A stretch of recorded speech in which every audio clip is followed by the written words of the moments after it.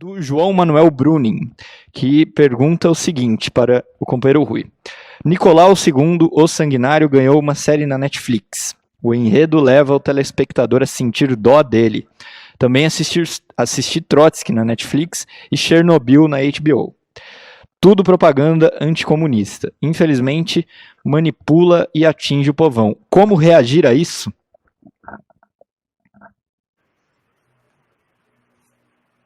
Nós temos que fazer uma propaganda comunista. Isso não é novo, né? Durante um período, o problema é o seguinte, a partir de 1948, né, quando se inicia uma certa tensão entre a União Soviética, os Estados Unidos e o imperialismo, que é a chamada Guerra Fria, a campanha anticomunista atinge um patamar muito alto.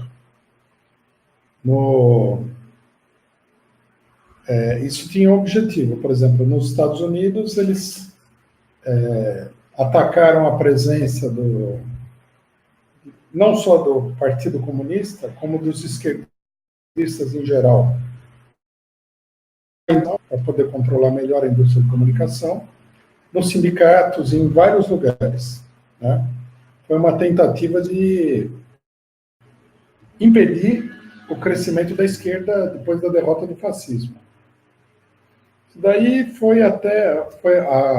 o golpe de 64 foi feito também com base nessa propaganda. Depois do golpe de 64, né, depois de vários acontecimentos, mas principalmente da crise da década de 1970, essa propaganda anticomunista perdeu um pouco o impacto. Ela meio que diminuiu substancialmente. Agora nós estamos de novo enfrentando a mesma situação. A propaganda anticomunista, como a gente vê, ela é impulsionada pelo imperialismo, entre aspas, democrático. Ao mesmo tempo que eles têm uma política de preservação da extrema-direita, eles têm uma política de liquidação da esquerda. É visível a intenção da burguesia brasileira de usar o Bolsonaro, né, na atual relação de forças e na atual situação, para tentar desmantelar a esquerda. Nós temos que ser conscientes de que isso daqui não é um piquenique, como vários dirigentes da esquerda procuram apontar.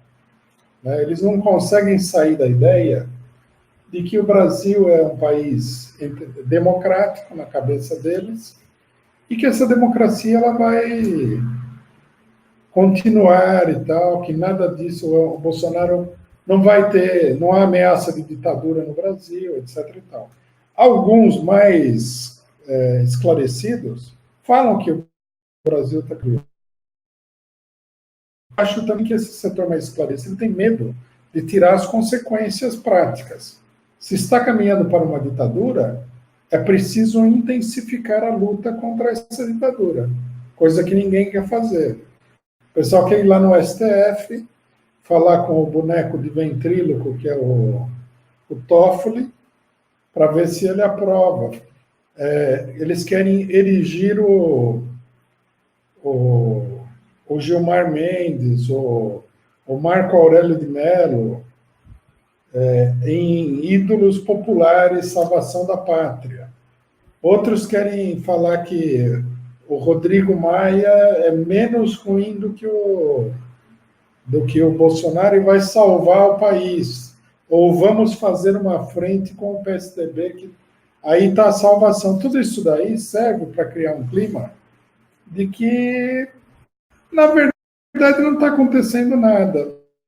Né? Aí os deputados do PSOL, que são especialistas do cartazinho, vão lá com o cartazinho no dia da votação da Previdência e denunciam que o Bolsonaro pagou não sei quantos bilhões aí para comprar o voto do deputado, como se isso daí fosse valer de alguma coisa. Se você não reúne a energia popular para combater a extrema-direita, ela vai crescer. Ninguém vai parar a extrema-direita com cartazinho, de papelão e discurso no Congresso Nacional. Esse negócio da Netflix mostra que a campanha contra a esquerda e a favor da extrema-direita, da parte da burguesia, está se intensificando. E que isso vai terminar em governos muito autoritários, como já existe em boa parte em muitos países do mundo, já em governos que são claramente ditatoriais, inclusive dentro da União Europeia, né? Governos como a Polônia, como a Hungria, a extrema-direita ganha a eleição na Itália, levanta a cabeça na Espanha, na França. O pessoal não está vendo, quer dizer, é como se você estivesse debaixo do vulcão, o vulcão começa a soltar lá começa a fazer barulho e tal, e vem alguém para você e fala, não, pode ficar sentado aí que não vai acontecer nada. Qualquer pessoa inteligente já, né, pegaria uma distância aí de vários quilômetros desse vulcão. Mas a esquerda ela tem uma vocação suicida. Todas as vezes que veio a ditadura, que veio o fascismo e tudo mais, a esquerda foi esmagada como um inseto. Raros os casos opostos.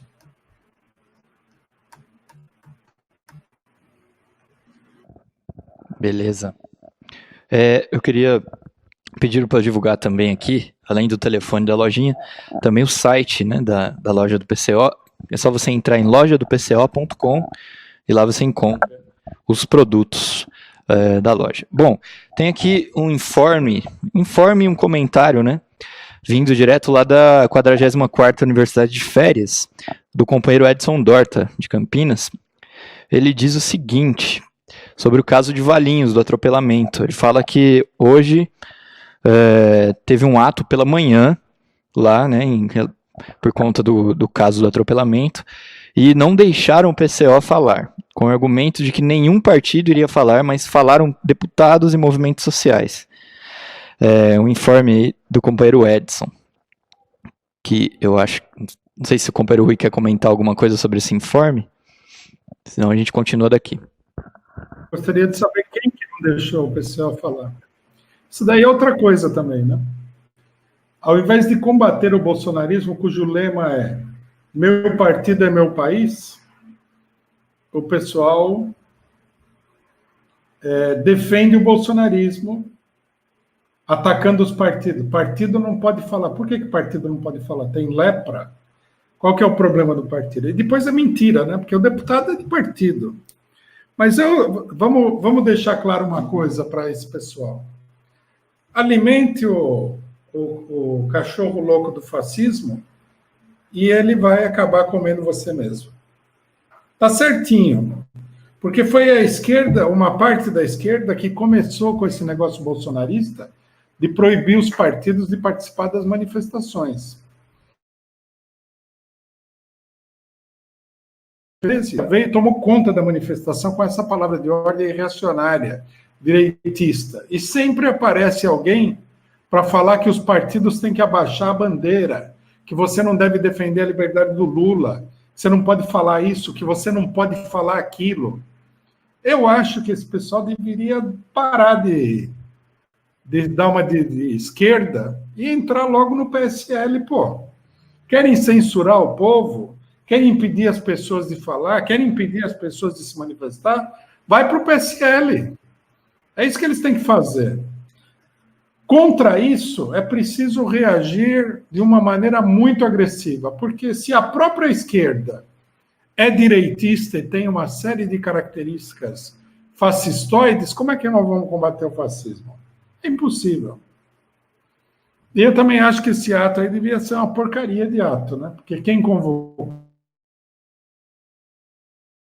a satisfação para o pessoal que sofreu a violência monstruosa da direita, só para dizer que estão fazendo alguma coisa. Isso aí teria que dar lugar a muito mais mobilização. Acho que a gente tem que deixar claro aqui um protesto contra a política bolsonarista de partido não pode falar. É uma política bolsonarista, fascista, de extrema-direita. Bom, próxima pergunta aqui. Bom, antes eu queria agradecer também o superchat da Patrícia Viana, muito obrigado. E o superchat da Virou Brasil, ou do Virou Brasil, que diz o seguinte: Rui, a guerra econômica dos Estados Unidos contra o mundo está acelerando o colapso do sistema econômico mundial?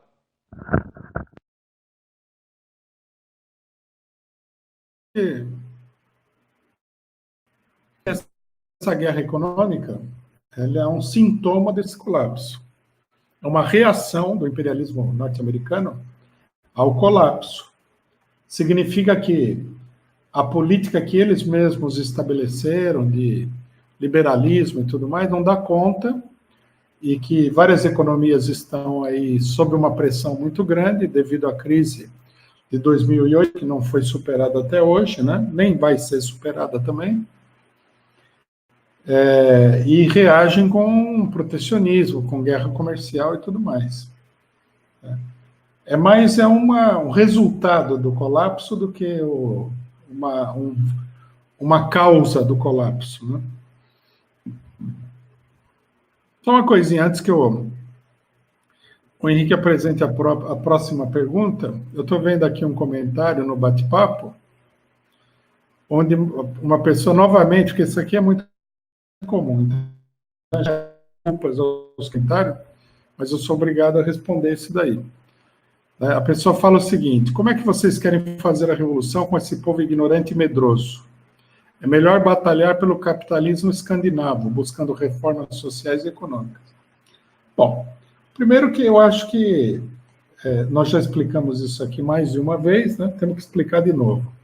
Medroso é o cara que vai lá pedir para o Rodrigo Maia, um reacionário total, um homem que é controlado pelos bancos, um golpista, para parar a reforma da Previdência, em vez de ir no bairro popular, nas fábricas, nas universidades, mobilizar o povo contra o próprio Rodrigo Maia. Acho que isso aí que é medroso. Medroso também é aquele cidadão que não quer falar fora Bolsonaro. Né? Não podemos falar fora Bolsonaro. O cidadão está destruindo o país. O povo é um povo sofredor. No Brasil tem 60 milhões de pessoas à beira de morrer de fome, né? E esse asqueroso desse Bolsonaro falou que no Brasil não tem fome. É um povo que batalha todo dia. O Brasil é o país das favelas. O povo mora na favela. São favelas imensas, milhares delas, dezenas de milhares, provavelmente centenas de milhares, que abrigam aí muitos milhões de pessoas. Né? Esse é o povo. O povo é o pessoal que mora no semiárido nordestino e não tem nem água para beber.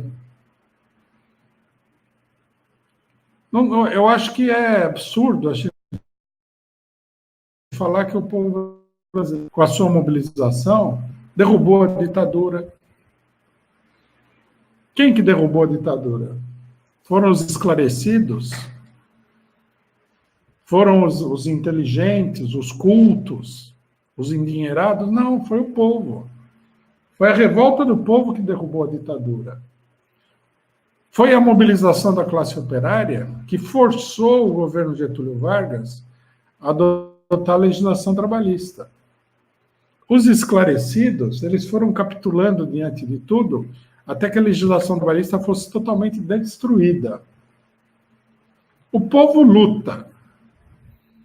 Né? O que nós temos que ver é qual é a política que se coloca à frente dessa luta.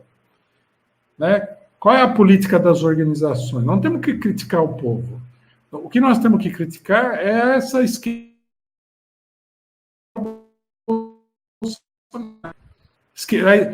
Por que não vem ninguém fazer o comentário aqui de que é um negócio repulsivo um dirigente do PT falar que quer fazer aliança com o PSDB?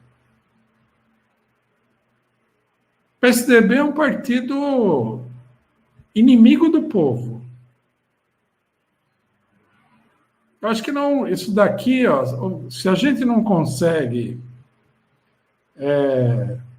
superar isso daqui, nós não vamos conseguir fazer nada. Eu concordo com uma coisa, o povo é ignorante. Agora, a ignorância do povo, ela é uma acusação dirigida contra a classe dominante. Quem educa o povo não é o próprio povo. Para o povo ser educado, você precisa ter escola. Você precisa ter condições para que o povo seja educado. O povo luta pela educação, mas ele luta contra esses vampiros, que são os empresários brasileiros, e ele ainda é atrapalhado por um setor que fala que é de esquerda. Então, se o povo é ignorante, e o povo brasileiro é ignorante mesmo, é por falta de escola, é por falta de condições, é por pobreza, é porque o país é pobre. E tem uma camada dominante que é totalmente tributária do capital estrangeiro. Veja esse Bolsonaro aí. Foi o povo que colocou o Bolsonaro no poder. Isso é um mito. Bolsonaro teve 30 e poucos % de votos num processo monstruoso de fraude e apoiado por todos os partidos burgueses. Então, quer dizer, não tem povo nenhum que apoiou. O povo queria votar no Lula, mas tiraram o Lula da eleição. E hoje em dia ninguém fala isso, que foi uma fraude, que o cara foi tirado da eleição de maneira violenta, de maneira ilegal. Tem que olhar o conjunto da situação política. Quanto à Escandinávia, a gente tem que entender o seguinte: esse capitalismo escandinavo, ele está afundando também. Primeiro, ele foi conseguido por causa da mobilização do povo na Escandinávia. Nós temos que ver que a situação dos países do norte europeu era uma situação muito dramática. Vários países foram ocupados pelo nazismo, e a classe dominante andava aos beijos e abraços com os nazistas, lá com a SS, com a suástica. A hora que os nazistas foram embora, a população se rebelou e impôs a situação atual. Não tem nada de capitalismo, não. Isso aí foi o povo que meteu um pontapé na porta da burguesia, e como sempre tem uma esquerda que procura evitar que o povo tome o poder, que é o que nós queremos, eles impediram que o povo tomasse o poder, fazendo um número muito grande de concessões. Não se pode atribuir isso ao capitalismo. Agora, isso daí, à medida que as organizações operárias se enfraqueceram e tudo mais, que a situação é desfavorável, isso aí está indo por água abaixo. Está em um colapso total. Basta conversar com quem mora lá, você vai ver. Sem falar no muro que eles estabelecem para que os imigrantes não entrem no país. Porque se entrar todo mundo que está morrendo de fome na África, na Ásia, esse paraíso aí vai por água abaixo em coisa de 24 horas, mais ou menos. É que nem a vida pelos bárbaros, acaba na hora. A gente não pode viver de ilusões. Não é assim.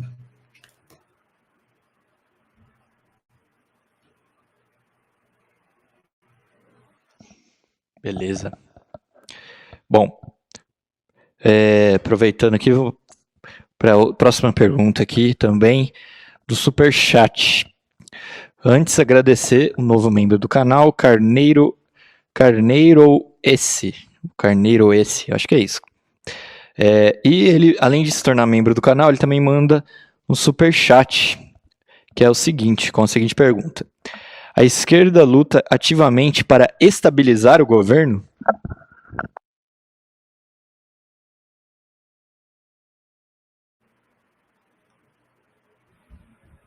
Sem dúvida nenhuma. A política da esquerda é estabilizar o governo. Quando o Ciro Gomes, esquerdista da burguesia, é preciso colocar o Bolsonaro na linha e acabar com a polarização, é estabilizar o governo. Quando alguém fala que tem que fazer aliança com o PSDB, é estabilizar o governo. Até porque eles são, nós temos que lembrar sempre, eles são contra a palavra de ordem de fora Bolsonaro. Então, o que resta se você não vai colocar o Bolsonaro para correr? O que resta? Só resta você conviver com o Bolsonaro, não é? Ou você desestabiliza o governo, ou você estabiliza o governo. Não há nenhuma outra opção. Então, essa política é uma política de estabilização do governo. E sabe-se lá o que vai acontecer se esse governo, que está numa crise muito grande, se estabilizar. Com a ausência de mobilização, com a política,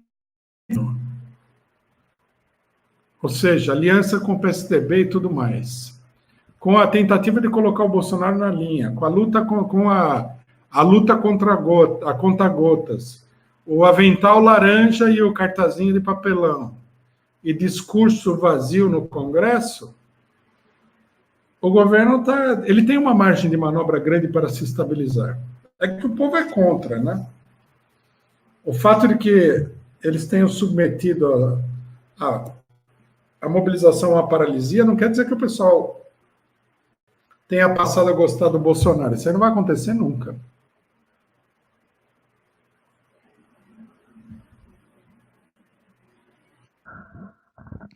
Beleza. Bom, aproveitar então, continuar aqui agradecendo a Simone Luca, novo membro do canal. Seja muito bem-vinda, Simone Luca. Muito obrigado por contribuir com a gente. Superchat da Edna Castro, que comenta: está mais do que claro que Lula só será liberado pela força do povo. Todos a Curitiba para libertar o Lula na força. Também o superchat da Patrícia Viana, que comenta o seguinte: a mobilização popular nas ruas é a única forma real de luta contra esse governo destruidor das condições de vida e do futuro do nosso país. Muito obrigado também, Patrícia Viana, superchat. O Two Words DigiArt, aqui, ele manda um super sticker também, um sinalzinho aqui de joinha, um sinal de positivo, muito obrigado. E o Rogério Maestre, ele pede para você fazer uma comparação aqui no ele manda o superchat, muito obrigado. Ele pede para você fazer uma comparação, uma analogia entre o Centrinho e a Frente Ampla proposta em 1968 pelo Carlos Lacerda.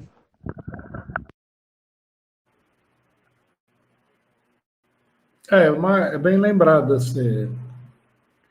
esse acontecimento, né?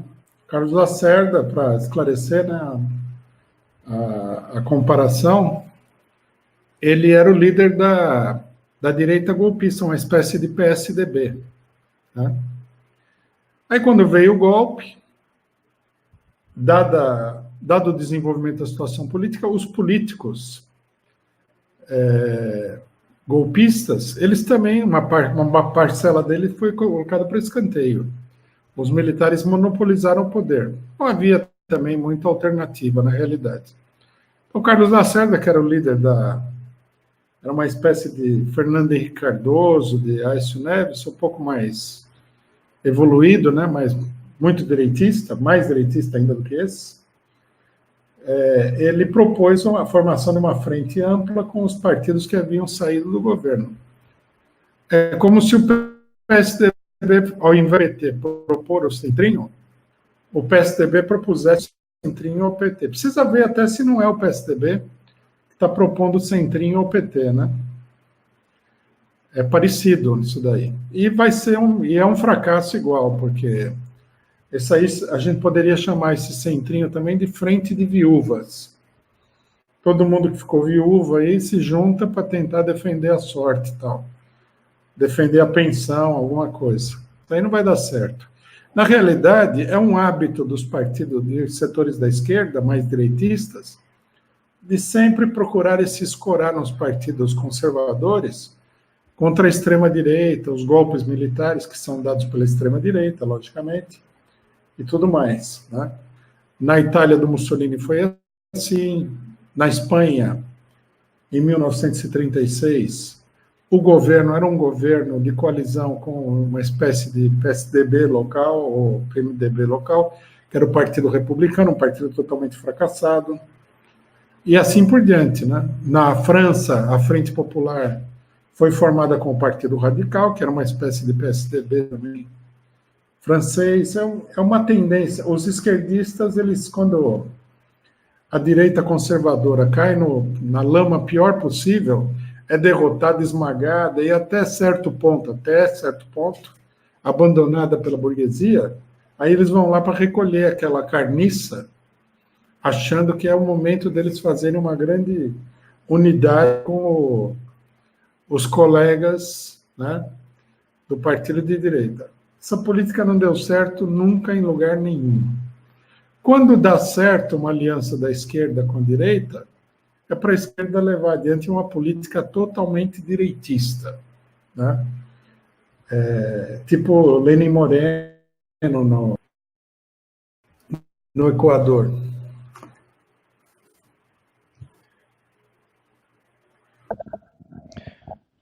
Bom, continuando aqui, então, superchat. Queria agradecer o superchat da Núbia. Rui, ela faz uma pergunta que é uma ironia, né? Mas acho que vale um comentário. Ela diz: Ciro ingênuo foi enganado por Tabata, né?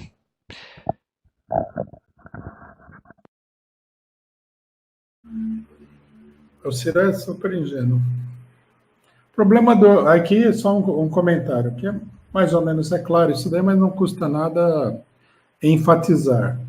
O PSB e o PDT, eles colocaram o problema de votar contra a Previdência por uma questão eleitoral.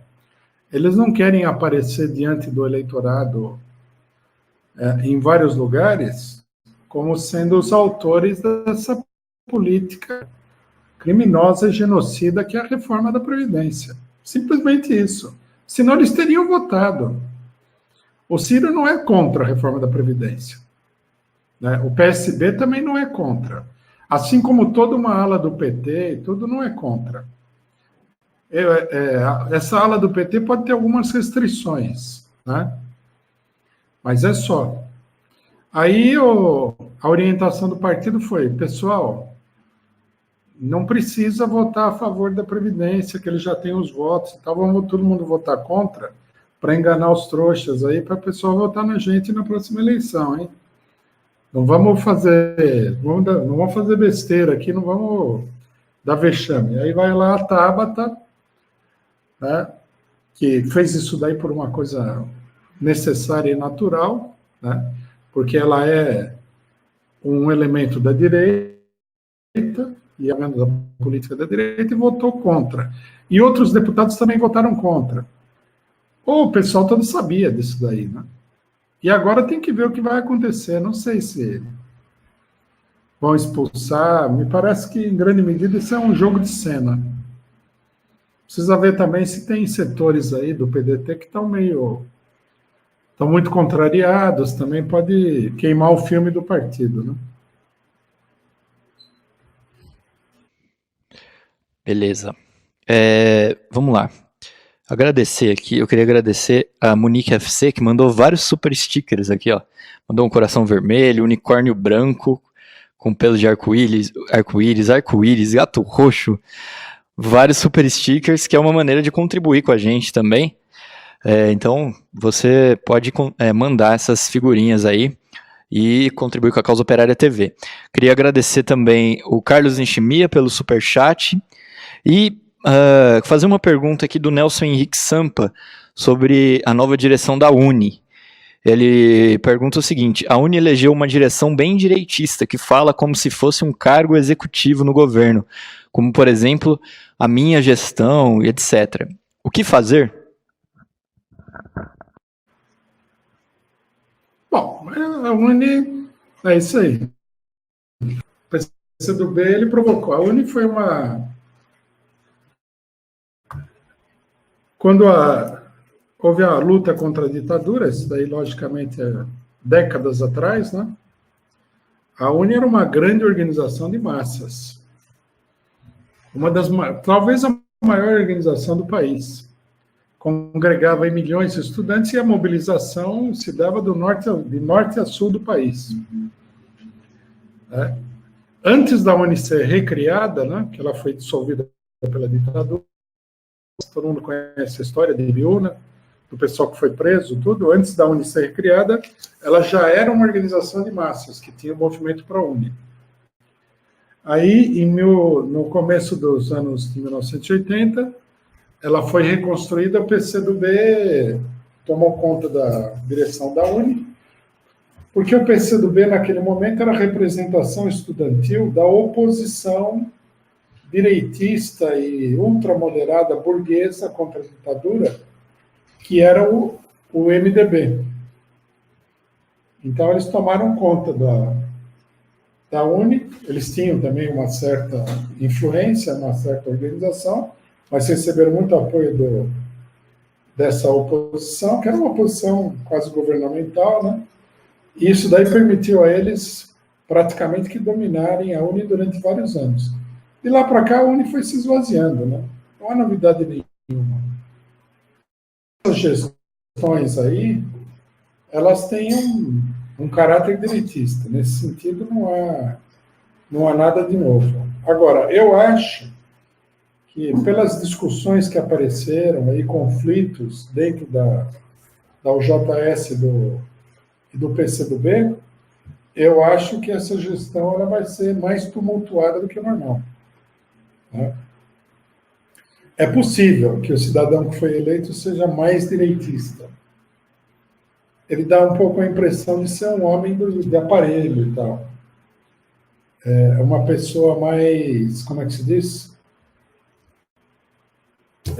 Mais treinada, mais preparada para controlar uma entidade como a UNE num momento de grande mobilização política. Mas isso daí, quanto ao direitismo em si, né, a UNE tem uma longa tradição de direitismo.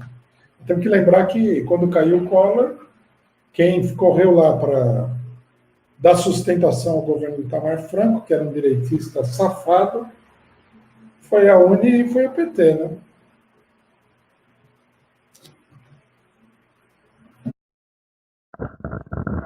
Bom, a última pergunta agora é da Elisete Mendes, mas antes eu queria agradecer ao novo membro do canal, Cláudia Barrella. Muito bem-vinda, Cláudia. Muito obrigado por contribuir com a gente. Faça como eles. Seja membro do canal, contribua com a Causa Operária TV, com apenas R$ 7,99 por mês você contribui. Basta ter um cartão de crédito ou um cartão pré-pago que você encontra em supermercados e redes de conveniência. Contribui com a gente, fortalece a Causa Operária TV e ainda, aproveitando aqui que eu estou falando sobre os membros, eu aproveito para reforçar aí o convite que nós vamos realizar a primeira atividade social entre membros e apresentadores da Causa Operária TV em setembro. Então fiquem de olho, logo nós vamos divulgar a data exata dessa atividade, né? Mas ainda dá tempo de você se tornar membro para poder vir aqui participar dessa atividade social com os apresentadores, com o companheiro Rui, com os membros aí de todo o país. A atividade vai ser aqui em São Paulo, então não perca essa oportunidade, além de contribuir com a Causa Operária TV, ainda participar dessa atividade. Convidar também você a ser um assinante solidário da Causa Operária TV no nosso site, causaoperariatv.com.br. Lá você acessa o link Contribua e pode contribuir com 15, 30, 50 ou 100 reais e ser um assinante solidário do nosso canal. Bom, então, por fim, a última pergunta da Elisete Mendes. Qual a ala do PT que não é contra a Previdência da Morte? Entendi. Que não é contra a reforma da Previdência? Quem seria a favor? Quem seria a favor? Quem negociou, e teve vários indícios aí de que facilitaram a coisa, foram os governadores, né? E essa ala que aparece aí, que tem como porta-voz o próprio Fernando Haddad. Né?